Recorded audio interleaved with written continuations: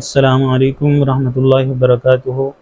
بسم اللہ والصلاۃ والسلام علی رسول اللہ وخاتم النبیین۔ تو آج کے تجوید کے دوسرے سبق میں تمام سامعین کو بہت بہت خوش آمدید۔ تو آئیے ہم سبق کا آغاز کرتے ہیں۔ اس میں سب سے پہلی بات جو ہے تجوید کا لغوی معنی۔ تجوید کا لغوی معنی ہے بہترین، خوبصورت اور صاف ستھرے کے ہیں۔ علم تجوید کی تعریف کیا ہے کہ قرآن مجید کو مخارج کا لحاظ رکھتے ہوئے، صفات کا لحاظ رکھتے ہوئے، قواعد کا لحاظ رکھتے ہوئے جو ہے بہترین طریقے سے پڑھنے کا علم تجوید کہلاتا ہے۔ اس کا مقصد کیا ہے؟ تجوید کا مقصد ہے کہ قرآن مجید کو بہترین طریقے سے مخارج کی ادائیگی اور قواعد کا لحاظ رکھتے ہوئے، صفات کا لحاظ رکھتے ہوئے بغیر غلطی کے پڑھنا اس کا مقصد ہے۔ اس کا فائدہ کیا ہے؟ اس کا فائدہ یہ ہے کہ اللہ رب العزت کی رضا حاصل ہوتی ہے۔ اور اس کا موضوع کیا ہے؟ اس کا موضوع ہے، اس کا تجوید کا موضوع حروف تہجی ہے۔ اور اسی طرح ہم یہ بات کرتے چلیں ایک مسئلے کی بات کہ تجوید کا علم حاصل کرنا فرض عین ہے یا فرض کفایہ ہے۔ قرآن مجید کی تلاوت جو ہے تجوید کے لحاظ سے کرنا فرض عین ہے۔ قرآن مجید کی تلاوت تجوید کے لحاظ سے کرنا فرض عین ہے، اور اس کا تجوید کا علم حاصل کرنا فرض کفایہ ہے۔ تو اسی طرح ہم مزید آگے اپنے سبق کی طرف چلیں کہ جو ہم نے بات کی کہ اس کا عنوان کیا ہے، حروف تہجی۔ حروف تہجی میں جو ہے حروف تہجی کو پڑھنے کا اور اردو میں پڑھنے والے الفاظ کا بنیادی طور پہ فرق کیا ہے؟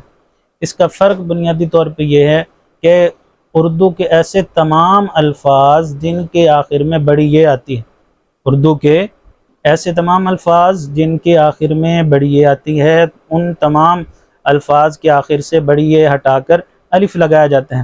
جیسے بے، تے، ان کے آخر میں بڑی یہ آ رہی ہے تو ہم کیا کریں گے؟ آخر سے جو ہے بڑی یہ ہٹا کے الف لگاتے ہیں، جیسے با، تا، سا۔ اور وہ تمام حروف جن کے آخر میں بڑی یہ نہیں آتی تو وہ کیا ہیں؟ ویسے ہی پڑھے جاتے ہیں۔ تو اب ہم بات کرتے چلیں ان کی مقدار کتنی ہے پڑھنے کی، کھینچنے کی۔ تو ایسے تمام دو حرفی حروف ان کی مقدار ہے ایک الف کے مقدار کھینچنا، جیسے با، تا، سا۔ اور تین حرفی حروف جو ہیں ان کو تین الف کی مقدار کھینچنا، جیسے جیم، سین، دال۔ تو ایسے وہ تمام حروف ان کی مقدار کے حوالے سے ہم نے بات کی۔ تو آگے ہم چلتے ہیں حروف تہجی کو تقسیم کیسے کیا گیا نقاط کے حوالے سے۔ تو ایسے تمام حروف جن کے اوپر نقطہ آ جائے تو وہ کیا ہے؟ حروف منقوطہ کہلاتے ہیں یا معجمہ حروف کہلاتے ہیں۔ اور ایسے تمام حروف جن کے اوپر نقطہ نہ ہو، اوپر یا نیچے نقاط نہ ہو، وہ غیر منقوطہ کہلاتے ہیں اور یا مہملہ حروف کہلاتے ہیں۔ کیا؟ غیر منقوطہ یا مہملہ حروف کہلاتے ہیں۔ اس سے آگے ہم چلیں تو بنیادی طور پہ ہم یہ بات کریں گے کہ حروف تہجی میں الف کب پڑھا جاتا ہے اور الف کو حمزہ کب پڑھا جاتا ہے۔ الف جو ہے اس صورت میں پڑھا جاتا ہے جب الف کے اوپر نہ زبر ہو، نہ زیر ہو، نہ پیش ہو، نہ جزم ہو، نہ دو زیر، نہ دو زیر، نہ دو پیش، یعنی کچھ بھی نہ ہو۔ اس وقت ہم الف کو الف خالی کہیں گے۔ اور جب الف کے اوپر زبر، زیر، پیش کچھ بھی آ جائے تو اس صورت میں ہم الف کو کیا ہے؟ حمزہ پڑھیں گے۔ تو بنیادی طور پہ یہ بات کی گئی کہ الف اور حمزہ میں فرق کیا ہے۔ اور اسی طرح فرق بنیادی طور پہ یہی ہے، جیسے قالو، قاف الف زبر قا، لام وا لو۔ اور اسی طرح آگے الف ایک آ جاتا ہے خالی، تو ہم اس سے جو ہے حمزہ نہیں کہیں گے، اسے الف خالی کہیں گے۔ تو یہ بنیادی فرق تھا کہ الف کو الف کب پڑھا جاتا ہے اور حمزہ کب پڑھا جاتا ہے۔ علم التجوید کے جو ہے ارکان کتنے ہیں، کتنے عناصر ہیں؟ علم التجوید کے 4 عناصر ہیں۔ کتنے جی؟ 4 عناصر۔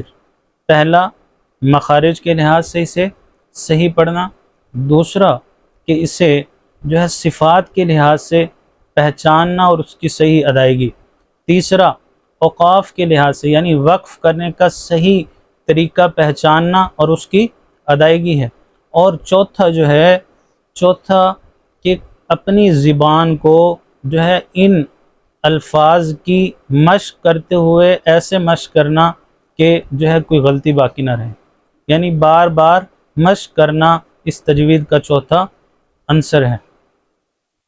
تو 4 عناصر ہم نے پڑھے، اس کے ساتھ ساتھ آگے ہم پڑھتے ہیں کہ اعراب کسے کہتے ہیں، زبر، زیر، پیش، اور جو ہے 2 زبر 2 زیر 2 پیش، اسے تنوین بھی کہتے ہیں، 2 زبر 2 زیر 2 پیش کو تنوین کہتے ہیں، اور اسی طرح یہ ساری چیزیں اعراب کے اندر آ رہی ہیں، زبر زیر پیش، 2 زبر 2 زیر 2 پیش، اور کھڑی زبر کھڑی زیر الٹا پیش، اور مد، شد، جزم وغیرہ، یہ ساری چیزیں اعراب کے اندر آتی ہیں۔ تو اسی طرح جو ہے ہم نے آج یہ بات کی کہ اس کی ڈیفینیشن کیا ہے، اس کا مفہوم کیا ہے، اور تجوید کا مقام و مرتبہ کیا ہے۔ ہم مقام و مرتبے کی بات کریں، جیسے قرآن مجید جو آسمانی کتاب ہے اور تمام آسمانی کتابوں سے اس کا مقام و مرتبہ سب سے زیادہ ہے، اسی طرح چونکہ اس علم کا تعلق قرآن مجید کے ساتھ ہے، اس وجہ سے اس کا مقام و مرتبہ بھی جو ہے سب سے زیادہ ہے، اور اس کا فائدہ اللہ رب العزت کی رضا حاصل کرنا، اور اس کا مقصد کیا ہے، اور اسی طرح ہم نے بات کی اعراب کیا ہیں، اس کے پڑھنے کا فرق کیا ہے، اور اس کے تجوید کے عناصر کتنے ہیں، وہ 4 عناصر کی بھی ہم نے بات کی، تو الف اور حمزہ میں فرق کی بھی بات کی۔ تو یہ آج کا سبق ہمارا مکمل ہوتا ہے، تو اللہ رب العزت ہمیں حضور اکرم صلی اللہ علیہ وسلم کی اطاعت کرنا نصیب فرمائے۔ وآخر دعوانا ان الحمد للہ رب العالمین۔